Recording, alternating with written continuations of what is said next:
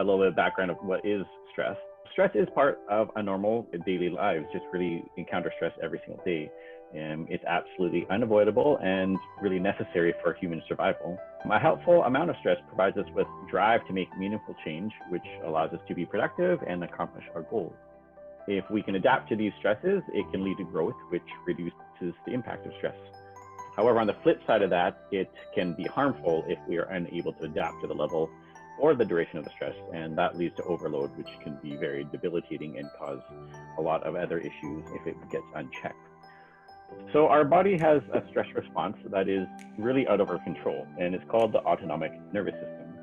This system can be broken down into two components: the parasympathetic nervous system, which is our rest and digest system. So it slows down our heart rate, lowers our blood pressure, increases blood flow to our digestive organs. So really it produces a relaxed state. Again, on the opposite side of that, so again, it's kind of that yin and yang, the sympathetic nervous system is basically our fight or flight nervous system. So really, it's how our body reacts to life and death situations. It increases our stress response automatically without us having to do anything about it.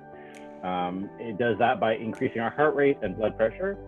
It stimulates the release of epinephrine, which is also known as adrenaline, and other hormones such as cortisol, the endorphins, and glucagon. Glucagon will actually increase circulating glucose, which is our blood sugar.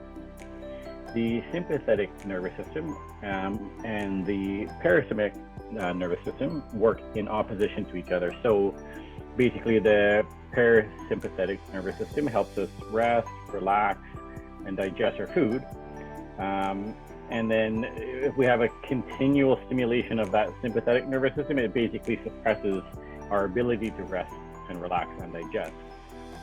So that's basically where our stress response can be quite negative.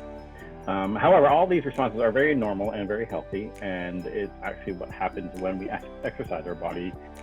These physiological changes allow our bodies to respond to the stressors. Blood flow to our muscles, oxygen to our muscles. We want more blood to our skin so we can control temperature by sweating. We want more circulating blood sugars because that are the energy for our muscles.